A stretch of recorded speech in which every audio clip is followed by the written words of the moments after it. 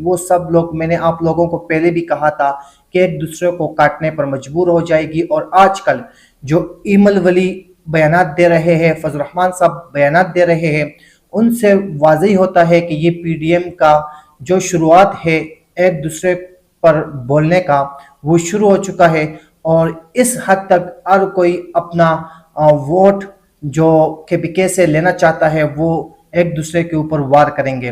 ماضی میں بھی ایسا ہوا ہے کہ کسی کو روڈوں پر گھسیٹنے کی باتیں ہوئی، کسی کو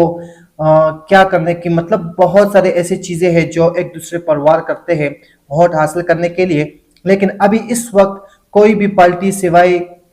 PTI یا جماعت اسلامی کے علاوہ کوئی بھی اس پوزیشن میں نہیں ہے کہ وہ الیکشن لڑے۔ اب صدر عارف علوی صاحب نے جب الیکشن کی تاریخ دی، ڈیڈ لائن دی کہ الیکشن کمیشن کو اس ڈیٹ پر